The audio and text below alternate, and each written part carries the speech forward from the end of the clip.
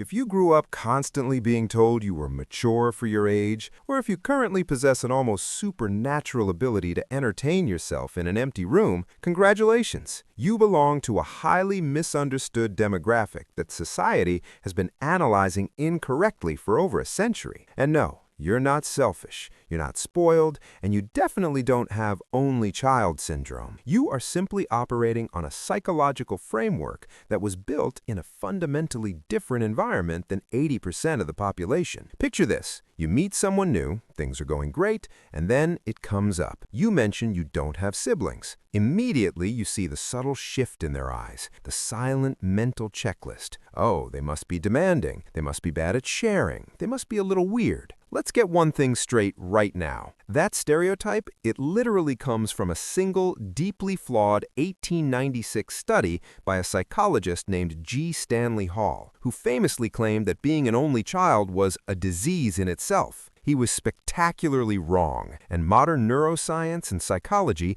have spent the last few decades proving it. You are not broken. Your psychology is just playing a single-player campaign in a world designed for multiplayer. Let me break down what is actually happening in that beautiful, highly independent brain of yours. Number one, your brain was programmed in an adult-centric world. Most kids grow up in a chaotic ecosystem of sibling rivalry. They learn to communicate by arguing over the TV remote, speaking in kid logic, and dealing with built-in competitors. You didn't have that. Your primary conversational partners during your most critical developmental years were adults. Psychologists call this linguistic scaffolding. While other kids were arguing with their 6-year-old brother, you were sitting at the dinner table trying to keep up with the 30-year-olds. Because of this, only children consistently score higher in early verbal ability and cognitive development. You didn't just learn to speak, you learned to translate adult concepts before you even lost your baby teeth. That's why you've always felt like an old soul. You aren't pretending to be mature. Your prefrontal cortex was actively shaped by an environment where maturity was the baseline. Number two, you don't do forced proximity. You do chosen loyalty. People with siblings have a built-in, unchangeable peer group. They are forced to tolerate people they might not actually like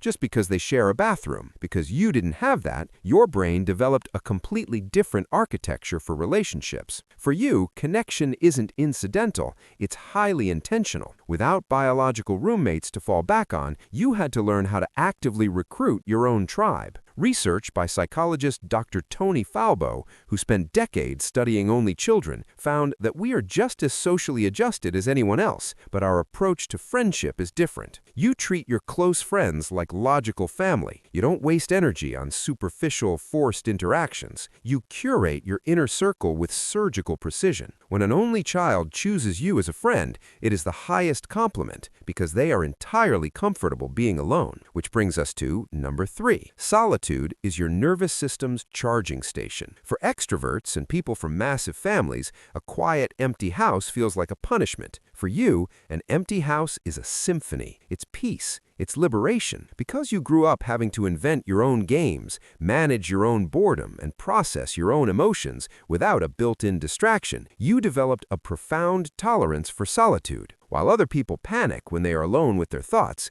you take yourself out to dinner. You travel solo. You sit in a quiet room and actually hear yourself think. Society often equates being alone with being lonely, but your brain knows the truth. Solitude isn't isolation. It's where you access your full operating system. It's your baseline for emotional regulation. Number four, the hidden weight of 100% attention. Here is the part of the only child experience that people with siblings rarely understand. Yes, you got 100% of the Christmas presents, you got 100% of the financial resources, but you also received 100% of the expectations. There was no older sibling to break the rules and lower the bar. There was no younger sibling to distract your parents. The spotlight was entirely, unblinkingly on you. Psychologically, this creates a deeply ingrained, almost unconscious drive for high achievement. Studies consistently show that only children hold higher educational and career aspirations, but it also creates a unique kind of pressure. You are the sole curator of your family's legacy. When your parents age,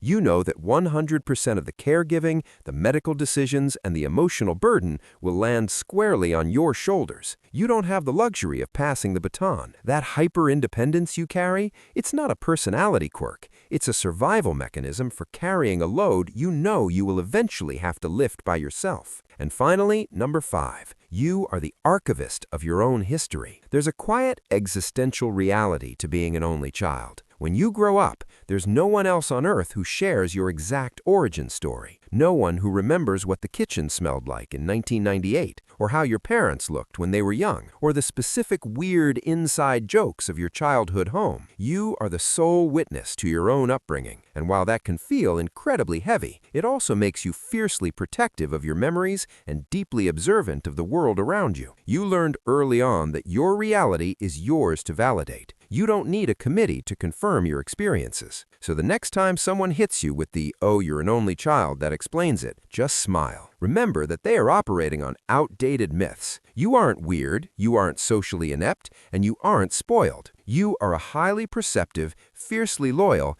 deeply independent thinker who knows how to be entirely whole all by yourself. And in a world where most people are terrified of their own company, that is a spectacular advantage. So, tell me, are you the classic old soul only child, or did you find your logical family early on? Drop it in the comments. Let's find our people. If this resonated, hit subscribe and click the video on screen right now. It dives into another psychological trait that most people misunderstand, and I promise it will feel uncomfortably accurate. See you in the next one.